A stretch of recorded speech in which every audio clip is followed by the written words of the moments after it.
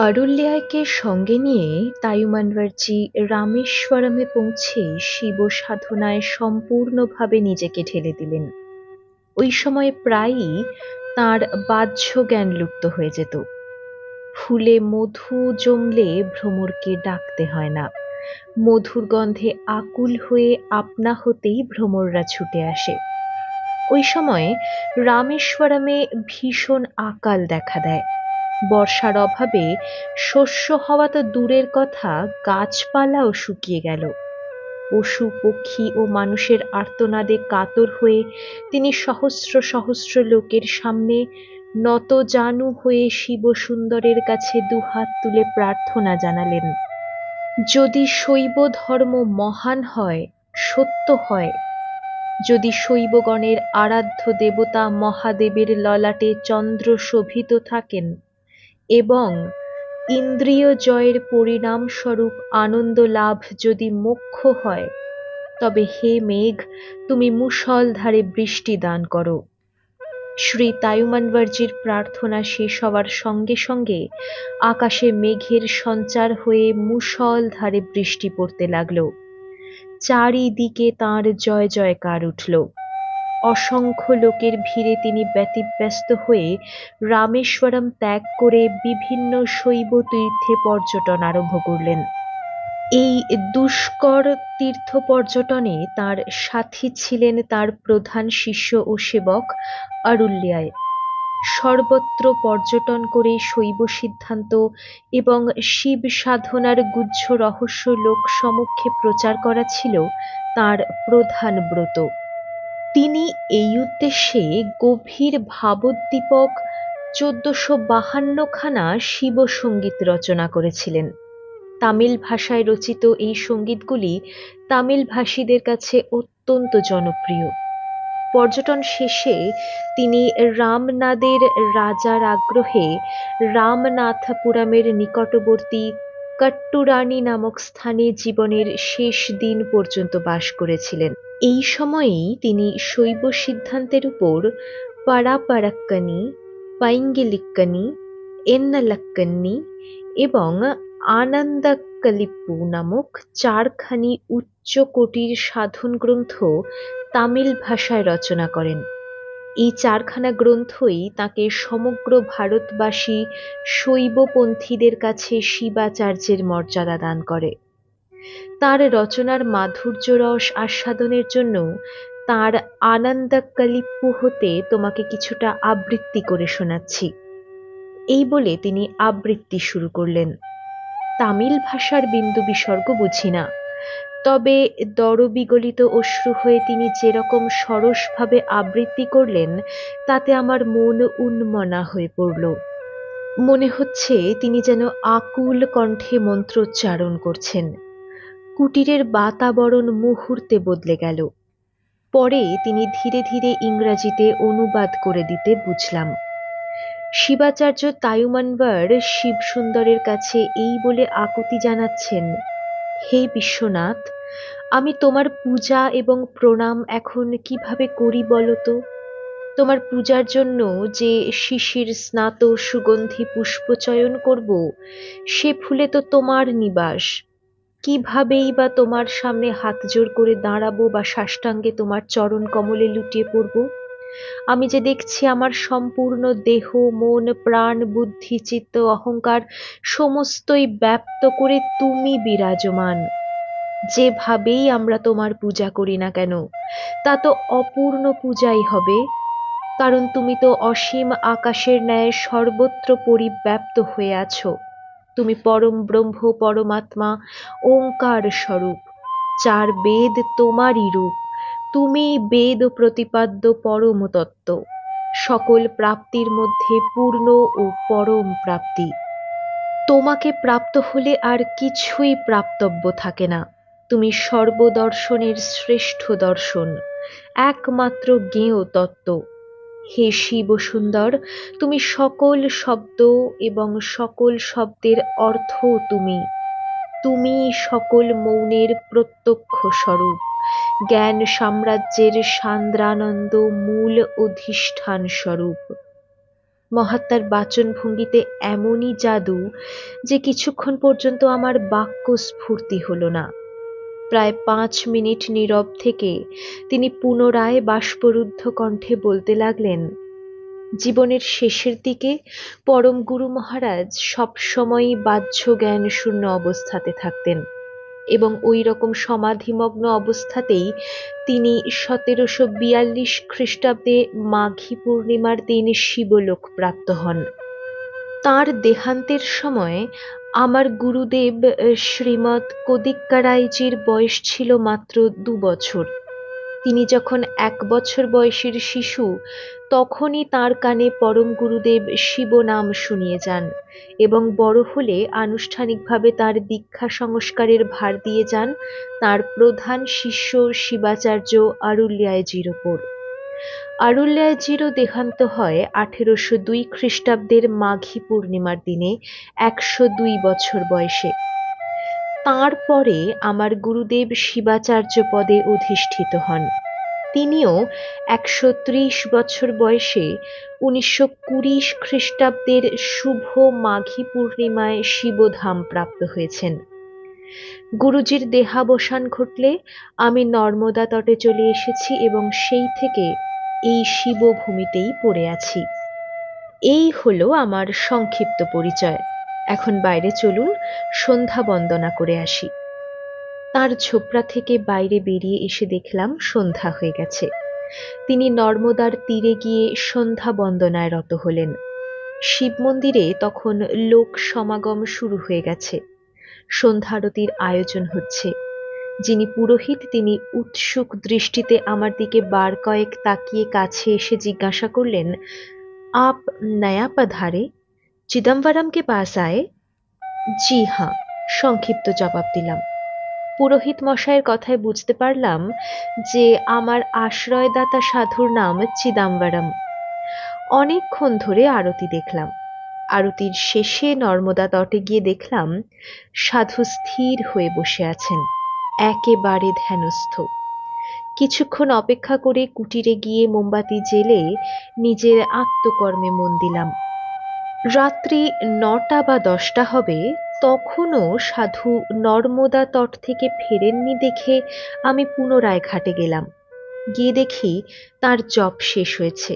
তিনি আসন গুটিয়ে কুটিরে ফেরবার জন্য প্রস্তুত হচ্ছেন। আমাকে দেখে বললেন, ওপারে দক্ষিণ তটের দিকে তাকিয়ে দেখো, ওই পারের নামও খেরিঘাট। এপারেও যেমন ওইখানেও তেমনি ওঙ্কারেশ্বরের ঝাড়ি শেষ হয়েছে। তবে দক্ষিণ তটস্থ খেরিঘাটের সুবিধা এই যে ওইদিকে নর্মদার কিনারে কিনারে পাকা সড়ক আছে।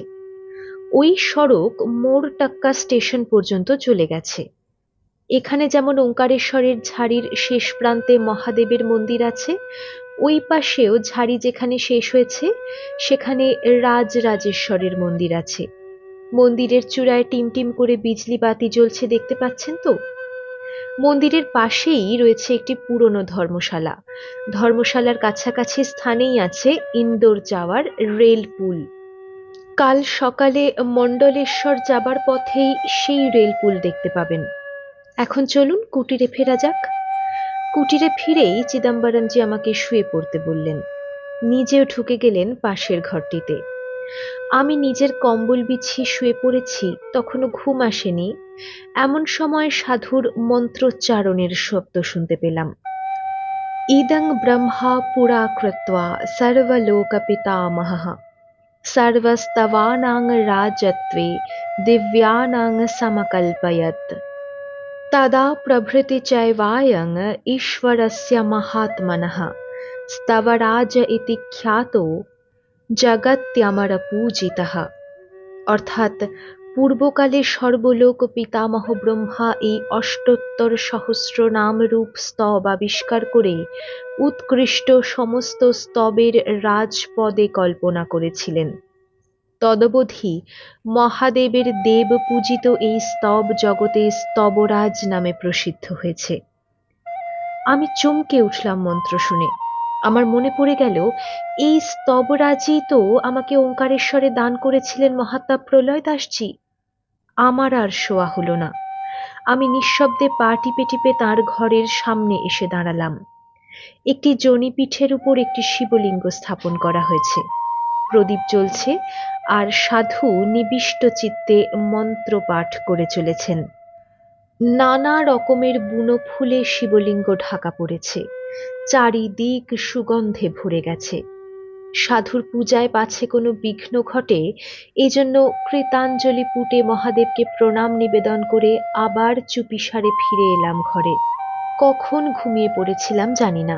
যখন ঘুম ভাঙল, তখনও শুনতে পেলাম সাধুজি তন্ময় হয়ে ভাব ও গদগদ কণ্ঠে তখনও মহাদেবের স্তব পাঠ করে চলেছেন। মন্ত্র শুনে বুঝতে পারলাম বিরাট শিববন্দনার পাঠ সাধুজি শেষ করে এনেছেন। ক্রমে তাঁর ববম ববম শব্দের গালবাদ্য শুনে বুঝলাম স্তব পাঠ শেষ হলো। পরে ছোট্ট একটি ঘণ্টার একটানা ধ্বনি শুনে বুঝলাম সাধুজির আরতিও শেষ হয়েছে। আমি কুটিরের ঝাঁপ খুলে বাইরে বেরিয়ে এলাম। বাইরে কুয়াশা নেমে চারধার ঢেকে ফেলেছে। পাহাড় দেখা যাচ্ছে না, জঙ্গলের গাছপালাও খুব স্পষ্ট নয়। এই পার্বত্য অঞ্চলের সামনে পেছনে সব যেন ঘষা পয়সার মতো লেপে মুছে একাকার হয়ে গেছে। পাখিদের কলরব শোনা যাচ্ছে, তার মানে ভোর হয়ে আসছে। আমি শৌচাদি সেরে আবার ঝোপড়াতে ঢুকলাম। আমি আশা করেছিলাম যে চিদম্বরমজি নিশ্চয়ই এতক্ষণে পূজা পাঠ শেষ করে উঠে পড়েছেন, হয়তো বাইরে বেরিয়ে গেছেন। তার ঘরে উঁকি মেরে সে ভুল আমার ভেঙে গেল। তিনি চিত্রার্পিতবৎ তাঁর আসনে তখনও সমাবিষ্ট রয়েছেন। আমি আমার ঘরে ঢুকে চুপ করে বসে রইলাম। ঘরের মধ্যে তখনও অন্ধকার। ক্রমে চারিদিকে আলোর আভাস ফুটল। ধাবড়িকুণ্ড হতে আসার সময় আমি অভয়ানন্দজি প্রদত্ত বাণলিঙ্গের ঐশী ছলনায় যখন বিভ্রান্ত হয়ে কিংকর্তব্য বিমূঢ় হয়ে পড়েছিলাম, তখন আমার ঝোলা গাঁঠরি বইপত্র সম্বিদানন্দজি বেঁধে দিয়েছিলেন। বইপত্রের বান্ডিলে কোথায় কোনটা রয়েছে তা আমি ভালো করে সব খুলে দেখে নিইনি। ওঙ্কার বাঁধা তার মুক্ত আকাশতলে সিদ্ধেশ্বর বা প্রকৃত ওঙ্কারেশ্বরের পূজা করার সময় মহাত্মা প্রলয় দাসজি মহাভারতের ষোড়শ অধ্যায়ের যেখানে মহর্ষি উপমন্যু শ্রীকৃষ্ণকে দীক্ষা দিয়ে শিবের নাম রূপ স্তোত্র শিখিয়েছিলেন, সেই মন্ত্রগুলির একটি প্রতিলিপি আমাকে নিত্য পাঠ করার জন্য দিয়েছিলেন। আমি বইপত্র ঘেঁটে সেই প্রতিলিপিটি খুঁজে বের করলাম। বাইরে রোদ বেরিয়েছে বুঝতে পেরে আমি বাইরে বেরিয়ে গেলাম। নর্মদাতে স্নান তর্পণাদি সেরে গেলাম শিব মন্দিরে। শিবের মাথায় জল ঢেলে মন্দিরের এক কোণে বসে সেই শিবস্তোত্র পাঠ করলাম। ফিরে এলাম চিদম্বরমজির কুটিরতে। এসে দেখি তখনও তিনি আসনে স্থির হয়ে বসে আছেন। সমস্ত কুঠি এক অনাস্বাদিত পূর্ব সুগন্ধিতে ভরে আছে। প্রথম যে সুগন্ধ পেয়েছিলাম, যাকে আমি শিবের মাথায় চাপানো বুনো ফুল হতে নির্গত হচ্ছে বলে মনে করেছিলাম, এখন স্পষ্ট বুঝতে পারলাম এই গন্ধ তা হতে সম্পূর্ণ স্বতন্ত্র। আমি আবার পা টিপে টিপে সাধুর ঘরে উঁকি মারলাম। না, তাঁর কোনো বাহ্য চেতনা আছে বলে মনে হলো না। চক্ষু নিমীলিত, কিন্তু মুখমণ্ডল উজ্জ্বল। অত্যন্ত চুপিসারে আবার ফিরে এলাম বাইরে। সূর্যের দিকে তাকিয়ে মনে হলো বেলা বোধ হয় 10টা বা 10:30 হবে। গত রাত্রিতে প্রায় 10:30 নাগাদ সাধু পূজায় বসেছিলেন। প্রায় 12 ঘণ্টা কেটে গেল, এখনো তাঁর হুঁশ এলো না। উভয় সংকটে পড়লাম। সাধুর সমাধি না ভাঙলে এখান থেকে যাই বা কি করে? আজ 16ই ভাদ্র। ক্রমাগত প্রত্যেক স্থানে যদি অবস্থার চাপে পড়ে ইচ্ছের বিরুদ্ধে আটকে পড়ি, তাহলে রেবা সঙ্গমে কবে পৌঁছব? এইভাবে তিক্ত বিরক্ত মনে গর্জাতে গর্জাতে আমি নর্মদার ধারে গিয়ে বসলাম। সাধুর কুটিরের ঝাঁপ খোলাই পড়ে রইল। ভাবলাম, এখানে তো কাউকে চোখে পড়ছে না, কেই বা আসবে এখানে? অনেক দূরে দূরে মহল্লা আছে। এখানে গরু মহিষাদিকেও চড়তে দেখছি না।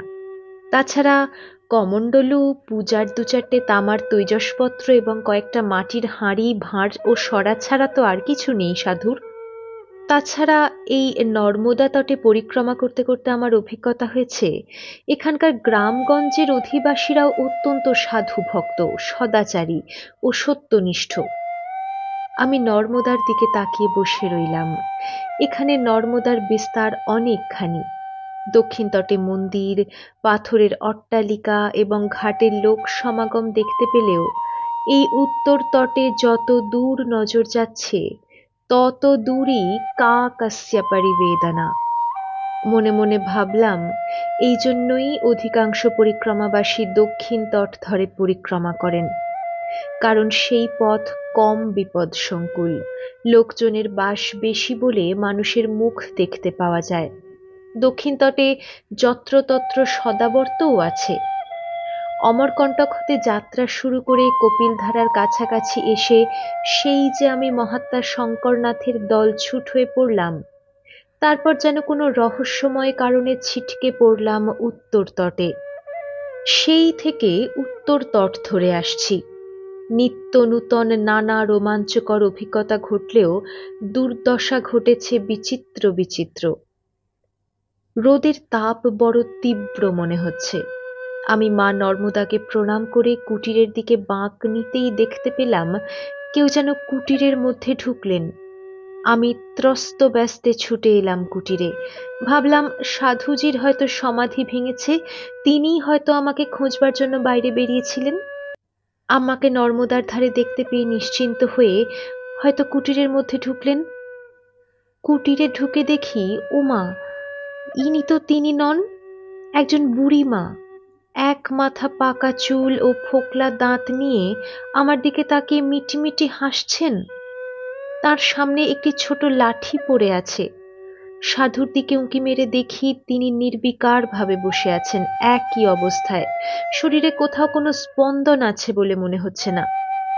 সাধুর দেহের অবস্থা কাছ থেকে দেখার জন্য তার আসনের কাছাকাছি গেলাম। শিবলিঙ্গ সেই একই রকম বুনো ফুলে ঢাকা, প্রদীপ জ্বলে চলেছে। তার মুখে ও কপালে একই রকম দীপ্তির ছটা। এবারে বুঝতে পারলাম সুগন্ধিটা ফুল থেকে আসছে না, তার দেহ থেকেই নির্গত হচ্ছে। আমি ধীরে ধীরে সরে এলাম তার কাছ থেকে। বড় জোর 1 মিনিট বা 1.5 মিনিট সময় লেগেছে সাধুকে ভালো করে পর্যবেক্ষণ করে তার ঘর হতে বেরিয়ে আসতে। এরই মধ্যে দেখি সেই বুড়িমা ঝটপট তার ময়লা গেরুয়া কাপড়ের পোঁটলা থেকে কিছু বের করে একটি তাম্র পাত্রে রেখে তাড়াতাড়ি সরা চাপা দিলেন। আমি তার কাছে গিয়ে জিজ্ঞাসা করলাম, আপ কौन है? साधु बाबा के साथ अभी मुलाकात नहीं होगा, वो पूजा में बैठे हैं। বুড়িমা মিটমিট করে তাকিয়ে মুখে আঙুল চাপা দিলেন, অর্থাৎ সংকেত করলেন চুপ থাকতে। আমি নদীর ধারে গিয়ে রৌদ্রে বসেছিলাম অনেকক্ষণ, তাই ঘেমে গেছি। বুড়িমা তার সেই ময়লা গেরুয়ার ন্যাকড়াটা দিয়ে আমার মুখ ও কপালের ঘাম মুছে দিতে দিতে হাসি মুখে বললেন, বাচ্চে বাচ্চে। আমার মুখটা বিরক্তি ভরে সরিয়ে নিতে ঝট করে আমার পেছনে গিয়ে আমার পিঠের ঘাম মুছতে মুছতে বললেন, বেটা বেটা বাচ্চে। আমি আড়মোড়া দিয়ে উঠে পড়বার চেষ্টা করতেই আমার গালে এক চড় বসিয়ে দিয়ে সাধুর পূজার ঘরে ঢুকে গেলেন এবং সঙ্গে সঙ্গে অতি সন্তর্পণে তার কমণ্ডলুটা সরিয়ে এনে আমার মুখের সামনে ধরে হাঁ করতে ইঙ্গিত করলেন। আমার সত্যই তখন তৃষ্ণা পেয়েছিল। তাছাড়া পাগলির হাত থেকে পরিত্রাণ পাবার জন্য আমি নিতান্ত সুবোধ বালকের মতো হাঁ করলাম। তিনি জল ঢেলে দিতে লাগলেন। আমার জলপান শেষ হতেই আবার নিঃশব্দ পদসঞ্চারে কমণ্ডলুটা সাধুর কাছে রেখে এসে বেটা বেটা বাচ্চে বাচ্চে বলতে বলতে দ্রুত বেরিয়ে গেলেন ঝোপড়া থেকে। আমি মনে মনে ভাবলাম, এ বুড়িমা নিশ্চয়ই সাধুর খুব পরিচিত, দেহাত থেকে নিশ্চয়ই মাঝে মাঝে এখানে এসে থাকেন। ছোপড়ার মধ্যে কোথায় কি আছে সবই তার জানা আছে দেখলাম। নতুবা সত্যিকারের পাগলি ঝোপড়ার ঝাঁপ খোলা দেখে হঠাৎ ঢুকে পড়েছিলেন। কিন্তু তা যদি না হয় তাহলে সাধু জেগে ওঠার পর যদি জিজ্ঞাসা করেন যে কে এসেছিল, কোথা থেকে এসেছিল, আমি তার কি উত্তর দেব? এই কথা মনে উদয় হওয়া মাত্রই বুড়িমা কোন দিকে গেলেন তা দেখার জন্য বাইরে বেরিয়ে এসে শিব মন্দিরের দিকে দৌড়ে গেলাম। মন্দিরে না দেখে নর্মদার ধার ধরে দাঁড়িয়ে লক্ষ্য করতেই দেখলাম জলের কিনারে কিনারে বুড়িমা পশ্চিম দিকে বেশ দ্রুত তালে হেঁটে যাচ্ছেন। অনেকখানি চলে গেছেন। সূর্য তখন মাথার উপরে। এই চড়া রৌদ্রে আর এগোতে ইচ্ছা হলো না। সাধুর কুটিরে ফিরে এলাম। এসে দেখলাম সাধু হর নর্মদে বলতে বলতে উঠে দাঁড়াবার চেষ্টা করছেন, কিন্তু পারছেন না। আমি তার হাত ধরে ঘরের বাইরে এনে দরজার সামনেই বসিয়ে দিলাম। তিনি কমণ্ডলু হাতেই উঠে এসেছিলেন। জল খাবার জন্য কমণ্ডলুটি শূন্যে ওঠাতে গিয়ে কমণ্ডলুর হাতলের দিকে কিছুক্ষণ এক দৃষ্টিতে তাকিয়ে তিনি আম্মাজি আম্মাজি বলে ডুকরে কেঁদে উঠলেন। কমণ্ডলুটি হাতে নিয়ে ভাববিহ্বল দৃষ্টিতে কেবলই মাথায় ঘষতে লাগলেন। এই দৃশ্য দেখে আমি তো হতভম্ব। ভাবলাম, সেই দেহাতি পাগলি বুড়িটা তার কমণ্ডলু নিয়ে এসে আমার মুখে জল ঢেলে দিয়েছিলেন বলে কি কোনো দোষ হলো? আমি সাত পাঁচ চিন্তা করতে করতে বলে ফেললাম, এই কিছুক্ষণ আগে একজন বুড়িমা এসেছিলেন। তিনি আপনার জন্য কিছু জিনিস ওইখানে সরা চাপা দিয়ে রেখে গেছেন। বুড়িমা আমার কোনো কথা বলবার অপেক্ষা করেননি। সরাসরি আপনার আসনের কাছ হতে কমণ্ডলু তুলে এনে একরকম জোর করে আমার মুখে জল ঢেলে দিয়েছিলেন। আমি তৃষ্ণার্ত ছিলাম ঠিকই, তবে তার কাছে জল চাইনি। এতে যদি কোনো দোষ হয়ে থাকে ক্ষমা করুন। আমার কোনো কথা তার কর্ণে প্রবেশ করল বলে মনে হলো না। তিনি সেই সরা চাপা তাম্রপাত্রটার উপরে ঢিপ করে প্রণাম করে আবার আম্মাজি আম্মাজি বলে কাঁদতে লাগলেন। আমি খুবই অপ্রস্তুত হয়ে পড়লাম। কার্যকারণ কিছুই বুঝতে পারছি না। আম্মাজি যে কে তাও বুঝছি না। নর্মদা তটে এইরকম ভাবন্মাদ সাধক যে দেখিনি তা নয়, কিন্তু প্রথম থেকেই তাদের হাব ভাব কথাবার্তায় তাদেরকে চিনতে কোনো ভুল হয়নি। কিন্তু কাল থেকে এই মানুষটার আচার আচরণে অস্বাভাবিক কিছু চোখে পড়েনি। কিন্তু প্রায় 12 ঘন্টা ধ্যানাসনে বসে থাকার পর আজ এইমাত্র যাকে একজন শান্ত দান্ত স্থিতধী তপস্বী বলে ধারণা করেছিলাম, তাকে এখন বড়ই বিহ্বল অবস্থায় দেখছি। নিয়ত যারা ভাব মার্গে বিচরণ করেন তাদেরকে এই জন্য আমি ভয়ে ভয়ে এড়িয়ে চলি। কথায় কথায় বৈষ্ণবদের মতো হাপুস নয়নে কান্না আর ধর্মের নামে নাটুকেপনাকে আমি আদৌ সহ্য করতে পারি না। যাই হোক, আজকে তো আর আমার যাত্রা করার উপায় নেই। কাল সকালে উঠেই আমি পালাবো আমার গন্তব্য পথে। তা রাত্রে উনি মহাসমাধিতে প্রবেশ করলেও আমার এই সিদ্ধান্ত আর বদলাবে না। আমি মনে মনে এইসব কথা ভাবছি, দেখি তিনি উঠে দাঁড়িয়েছেন। আমাকে বললেন, আপনাকে আর আমার সঙ্গে যেতে হবে না, আমি ধীরে ধীরে গিয়ে নিজেই স্নান করে আসছি। অল্পক্ষণের মধ্যেই তিনি নর্মদায় ডুব দিয়ে ফিরে এলেন। স্নান করে আসার পরেই তাকে খুব স্বাভাবিক দেখলাম। তিনি আমার সামনেই সরার ঢাকনা খুললেন। তার মুখ চোখ লাল থমথমে হয়ে উঠল। কেবল একবার অস্ফুট স্বরে বলে উঠলেন, আম্মা। দেখলাম পরিষ্কার কাঁচা শালপাতায় কতকটা চড়ু রয়েছে। ঢাকনা খুলতেই চড়ুর গন্ধ পেলাম। বড় বড় কিশমিশ, পেস্তা, ঘি ও দুধে সেদ্ধ বিশুদ্ধ চড়ু। ব্রাহ্মণ মাত্রেই এই চড়ুর স্বাদ জানেন, কারণ প্রত্যেক ব্রাহ্মণ কুমারকেই উপনয়নকালে 3 দিন যাবৎ একবার মাত্র চড়ু খেয়েই কাটাতে হয়। চিদম্বরমজি সেই বুড়িমা প্রদত্ত চড়ুকে সমান দুভাগে ভাগ করে এক ভাগ আমাকে দিলেন, আর এক ভাগ নিজে খেলেন। চড়ু খেয়ে তিনি শুয়ে পড়লেন। আমিও কম্বল বিছিয়ে শুয়ে পড়লাম। চড়ু খেয়ে আমার মনে হলো বহুদিন পরে আমি এরকম সুখাদ্য চড়ু খেলাম। এইরকম ভোজনে পরিতৃপ্তি কচিৎ কদাচিৎ এই পরিক্রমাকালে ঘটেছে বলে মনে হলো। ঘুমিয়ে পড়েছিলাম। যখন ঘুম ভাঙলো তখন দেখি চিদম্বরমজি উঠে বসে আছেন। তার সঙ্গে কালকের মতো নর্মদার তটে এসে বসলাম। আমি তাকে জিজ্ঞাসা করলাম, সকালে যিনি এসেছিলেন সেই বুড়িমাকে? তিনি বললেন, আম্মাজি। আমি বললাম, আম্মা মানে তো মা, তিনি আপনার কিরকম মা? তিনি বললেন, আম্মাজি। আমি বললাম, উনি কি আপনার কাছে প্রতিদিন আসেন না মাঝে মাঝে আসেন? তিনি বললেন, আম্মাজি। আমি বললাম, তাকে দেখে তো মনে হলো নিকটবর্তী কোনো পাহাড়ি বস্তির দেহাতি মেয়ে। তিনি চড়ু কোথায় পেলেন? তিনি কি নিজেই ওই যজ্ঞীয় চড়ু পাক করে এনেছিলেন? সেই একই সংক্ষিপ্ত উত্তর পেলাম, আম্মাজি। এ তো বড় বিড়ম্বনায় পড়লাম। বুড়িমাকে যখনই কিছু জিজ্ঞাসা করছি তার একমাত্র বুলি ছিল বেটা বেটা বাচ্চে বাচ্চে। আর ইনি অন্য সব বিষয়ে যথাযথ উত্তর দিলেও এ বিষয়ে কোনো কিছু জিজ্ঞাসা করলেই খোকন সেজে যাচ্ছেন।